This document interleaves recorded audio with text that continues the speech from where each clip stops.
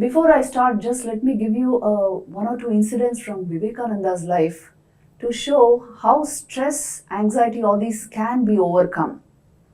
And there were a number of people who used to come to Vivekananda who had such problems. And what were the pointers which he gave?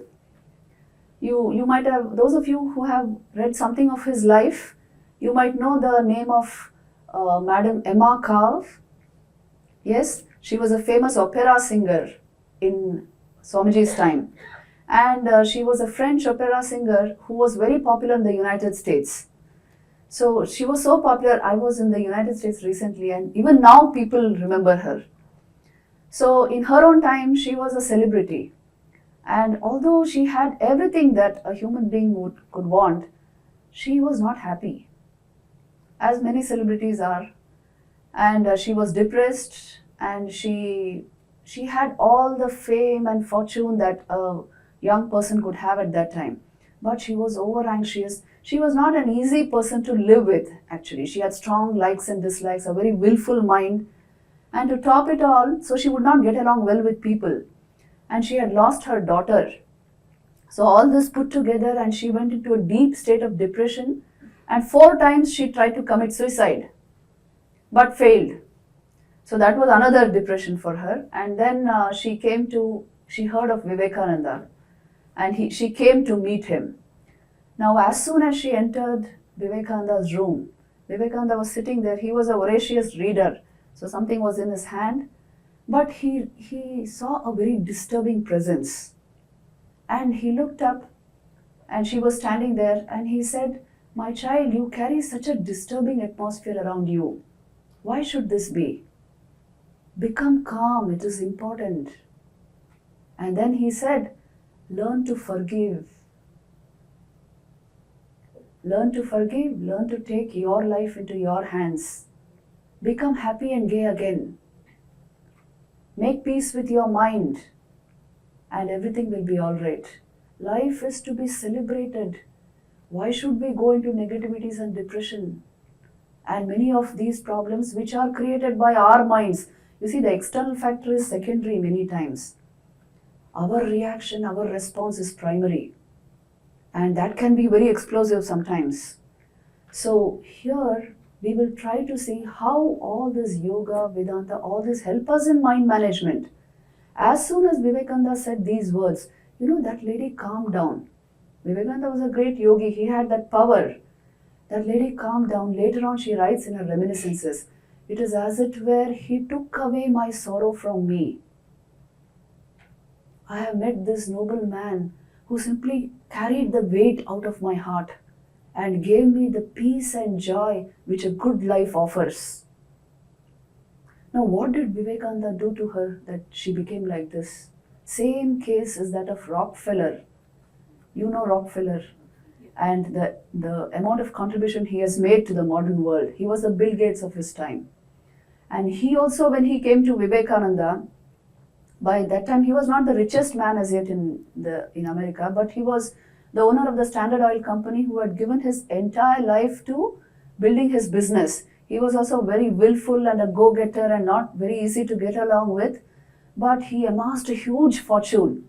Everything he had, but no peace of mind. Absolutely restless mind. And he didn't know what to do. He was just searching for solutions. Somebody told him a monk has come and living in this place, you go and meet him. And he said, "I don't believe in all that." But still he came because no other solution. And as soon as he entered Vivekananda's drawing room, Vivekananda was not there, he was in the study. So then he went there further. He just brushed aside the butler. He had his own way, It was quite impulsive. He went inside and Vivekananda was sitting on a chair like this. And he didn't even look up. And Rockefeller came and stood in front of him. And then Rockefeller said, he just wanted to catch his attention. And then Vivekananda just lifted his eyes and detected the troubled atmosphere around him. And then he told him a few things which were private to Rockefeller. Only he knew of it, and maybe his family knew of it. And then he said, "I know what you lack. You lack peace of mind.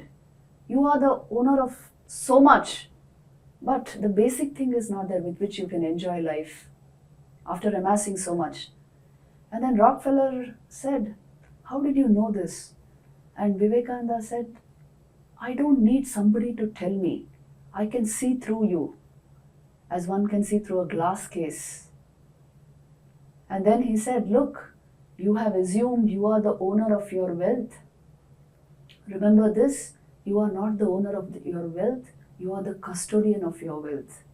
And your wealth is not yours. It is meant for the people who are in need. It is passing through you. You are a trustee. You are a custodian. But you are not the owner. And you are meant to use that wealth for others, for those who are in need. And if you are not doing that, you will not find peace of mind. Rockefeller was not used to being advised. So he listened to all this and became very serious and abruptly left the place. After some time, after a few days, he came back with a huge check, and he came to the study of Vivekananda, and he threw a document in front of Vivekananda. Again, Vivekananda didn't lift his eyes, Then when he threw that document in front of him, he lifted up his eyes and he said, oh, you come again?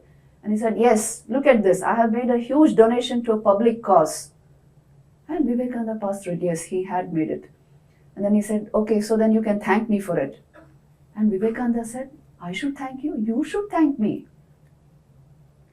I have brought back your peace of mind. Rockefeller went on to become one of the greatest donors of his life. 550 million in those days, which I don't know will amount to how many dollars today. He donated. He was the Bill Gates of his time. And the last 4 years of his life were completely given to philanthropic work.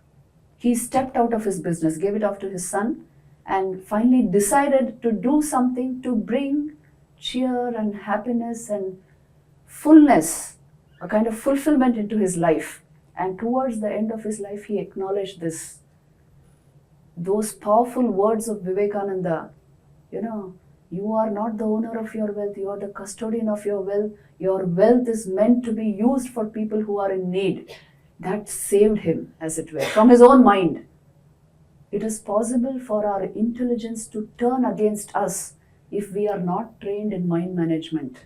If we do not know certain basic facts about our minds, if we do not know certain basic facts about our life, it is possible for our intelligence to turn against us. No matter how much we are earning, 7-figure salaries, everything you have in life. But the essential thing will not come. If there is no stability of mind, you cannot even enjoy your plate of food, isn't it? If there is no basic calmness, you cannot enjoy even the little things of life. What to speak of the great joys of life? तो ये हमारे मन में आने के लिए there are certain basic things which we should know. How this mind works. What is it that satisfies it? And how do we create our sanskars? You see, there are people who do not have too much in terms of wealth, in terms of fame, fortune, but they are very happy and contented and givers, as Rockefeller became.